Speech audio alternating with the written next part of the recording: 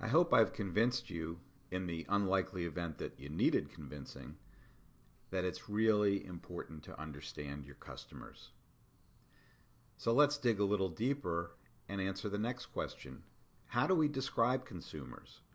What are some of the dimensions that are useful to slice up the larger pie? Because after all, not everyone is the same, and so we have to really think about what are the meaningful dimensions that we might use to differentiate among different customer groups. So to do that, we rely upon the tried and true philosophy that is known as market segmentation, probably a concept that you are familiar with. And the underlying logic is that, again, we can't be all things to all people, so we want to pick our shot and tailor our offering to one or more market segments whose needs we can most easily satisfy. So the easiest and most widely used way to segment a market is in terms of demographics. And demographics simply refer to the observable aspects of a population. In other words, characteristics of your customers that are fairly easy to describe and to observe. So one of these is, of course, age. And we know that people of different ages obviously are quite different from one another. That becomes more apparent every year that you get older. And so the products and services that might appeal to millennials, for example, probably aren't going to be very attractive to older people. And certainly that's the case vice versa. So one of the interesting things about age groups, and especially younger consumers, is that people today, students and millennials, people who are in their teens or younger, are what we refer to as digital natives. And what that means is that they have always lived in a world where they are online. And so to them, it is perfectly natural to be going online, offline, all day long, and in fact to be engaged with multiple devices at any one time. And that's obvious whenever you walk down the street and see young people walking around with their heads buried in their phones, of course. So digital natives represent new challenges and opportunities for us, and anybody with teenagers knows what a big challenge this can be. And certainly as a college professor, I face this challenge every day, trying to get digital natives to actually listen to what I'm saying in the front of the class. So think about this statistic, for example. The average U.S. teenager spends over 9 hours a day looking at a screen. Think about that, over 9 hours a day. And that doesn't even include the amount of time they're spending on multiple screens. So obviously, if your target market includes young people, you've got to be thinking pretty seriously about how to speak to them on a screen, because if you're not on a screen, they're just not looking at you. Another very important characteristic is gender. So obviously, males and females are different. As we know, some are from Venus and some are from Mars, and they're quite different from one another in many ways. So a lot of our strategies have to tailor our approach to one or the other.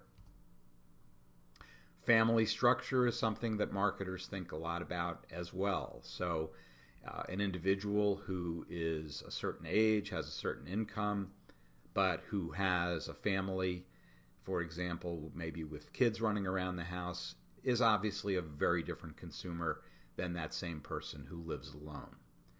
So we need to divide our market in terms of how many kids are living at home, are there any kids at all, is the family young or old, etc. Social class and income, clearly very important. We hear a lot of talk these days about income inequality, especially in the United States. And that's a problem that, of course, manifests itself in the marketing world as well, because clearly people in different social classes not only have different income levels, but their tastes and preferences are quite different from one another. So you actually can have two consumers who make the identical income, but because of other characteristics like level of education, occupation, and so on, they really are two entirely different people. Race and ethnicity, again, very important. We hear this all the time. We hear about the growing diversity of the U.S. population. This is something that is of profound importance to many marketers, especially those who still haven't quite figured out that the ethnic and racial composition of their customer base is quite different than it was even 10 years ago, and 10 years into the future it's going to be different still. So extremely important for us. Geography. Where do you live? What type of region do you live in? Do you live in an urban area, a rural area? Do you live in the southern part of the U.S. or the north? And as you travel around the country, even though we are increasingly becoming a homogenized society, I think everybody would agree that we are almost in different countries as we travel from the south to the north to the west and so on. But then we turn to psychographics, and this is where things get a little more interesting and a little more complicated. So psychographics refers to aspects of the population that are not immediately apparent, that lie beneath the surface, psychological characteristics of consumers, their beliefs, their attitudes, their values, the things that keep them up at night, the things that they love to think about, the things that they love to do, their political orientations, their religious activities, the way they spend their leisure time.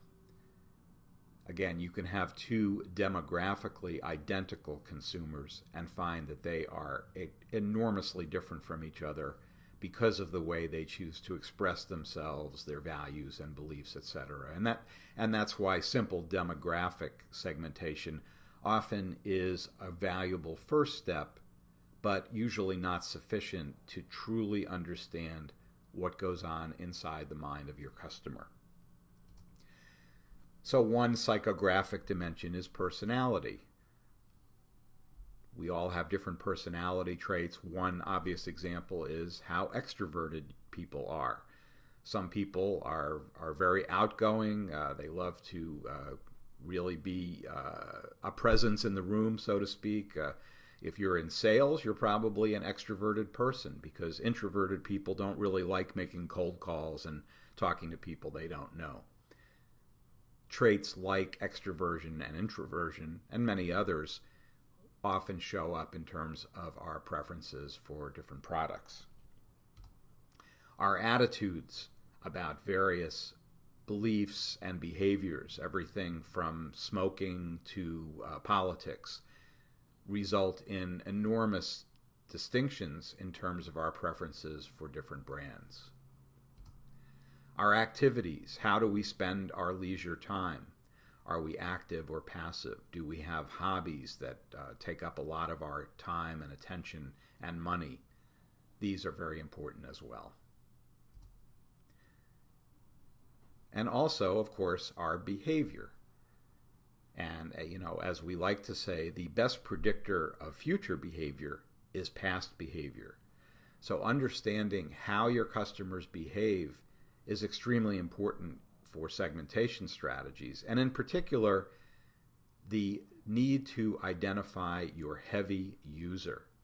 I can't stress how important that is.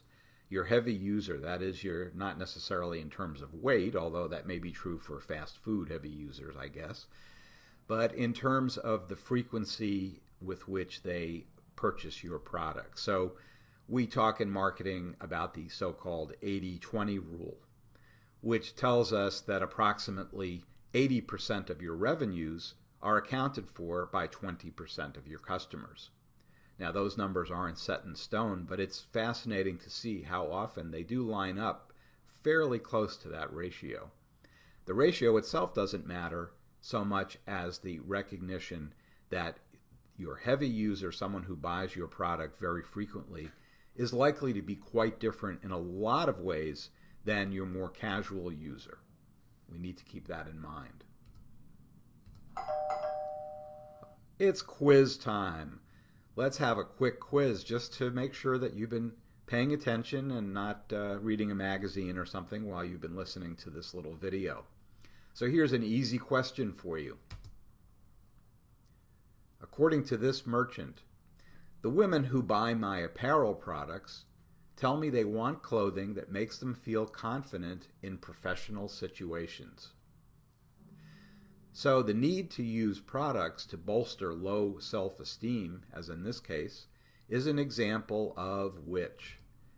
A demographic variable, a psychographic variable, or a behavioral variable.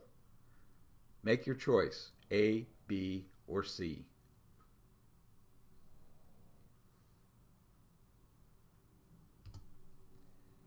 If you chose B, psychographic variable, you just won 100 bonus points. So self-confidence is an example of a psychographic variable, and probably you can see in many contexts, not just professional clothing, the belief that you are competent to carry out a certain task may actually affect the type of brands that you want to buy. And we'll talk more about that later in the course.